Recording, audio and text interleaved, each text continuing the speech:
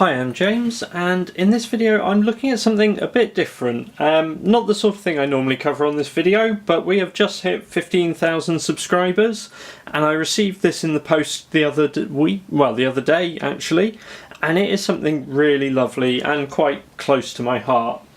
Now, as someone who grew up beginning to play games in the 80s and 90s, it is a topic that's quite close to my heart. So just a few of the things just picked up off my shelf at the moment. Dare the Tentacle, Sam and Max, codename Iceman over there, Simon the Sorcerer, Monkey Island, all games that I loved growing up. So I've had a few of the books from Bitmap Books. I think the C64 book it was, the NES and SNES ones, and they are really gorgeous things.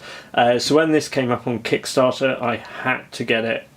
It is presented like a oversized old school PC gaming box. We can see it's for MS-DOS, 3.5-inch floppy disk, copy protected of course, and we have our bonus content inside here as well. So, and this is just, you know, absolutely gorgeous the way it's been presented. And taking a look inside, I'm not going to tip the whole box over because of the contents in it. I've unpacked things into the box from how they originally came. So we have for people who've played the original Monkey Island and Monkey Island 2, this will probably be familiar. Your copy protection code wheel, so you would have to arrange your the sort of characters around the outside and then read out the relevant number. Of course, these were I don't really want to admit this, but Monkey Island 2, I got it from a friend. They picked the pin out the middle and just photocopied the two parts, and then we put it together, cut out the holes. It wasn't the best copy protection in the world if you had access to a photocopier, which I guess in the early 90s you didn't necessarily. But you know, it's these are the things that make these Bitmap books a really nice throwback. And these are all the people who are featured in the book. So you have people like Tim Schafer, of sort of you know, a lot of the classic LucasArts games, Al Lowe of Leisure Suit Larry, and just and these guys are all featured with interviews inside the book. We have our floppy disk, which pulls out to be a USB stick. Totally impractical. It's 1 GB, which is useless, and an awful shape. It's going to block your neighbouring USB ports. You're never going to use it, but it looks pretty. It's the novelty factor. It's actually thicker but smaller than a real floppy disk, but who cares? Then we have a few little postcards. These are really nice matte. You could send these off, but why would you? Because they are just lovely screenshots of Simon the Sorcerer, Dare the Tentacle, Flight of the Amazon. Oh, that is a Delphine software game, the name escapes me. And Zach McCracken, Space Quest 1, the remake of it, I guess, the VGA remake. And that is Future Wars, which, yes, I was right, Delphine.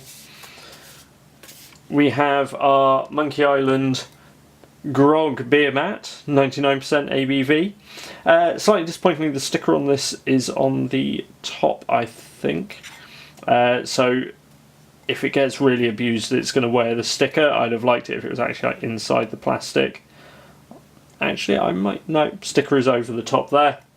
And then we have our fridge magnets, which have got the ability to mix and match or use, look, tree stump, if you've ever played the Monkey Island games, tree stump gag, voodoo, all sorts of bits and pieces. And then we have our little advert for the Adventure Gamers website. I haven't been there yet, but it looks like sort of graphics adventures coming up, so I'll be sure to take a look at that. And finally we have our book, the book itself, and this is a mighty tome. So if we take this out, I've read through some of the early stuff in it already, but I mean there are hundreds of pages in this. 300 no, in fact 400 odd if we take a look. 400 and 470 pages worth, and this has interviews, and it goes through by year, sort of covering the history of early text adventures, graphics adventures, and really just going through. I'd really recommend picking this up. I don't know if, because I picked this up on Kickstarter. Let's see, we have like classics like Maniac Mansion, which really defined sort of the LucasArts graphics adventures, Monkey Island, and this is the Ron Gilbert interview, but these books are just lovingly created and presented. I'm not, this is not paid advertising or anything, this is just a product I've bought. You can get this book on the Bitmap Books website, along with a lot of their other ones which are still available, and I would really recommend taking a look at them, because they are real labours of love for the creator. They are beautifully put together.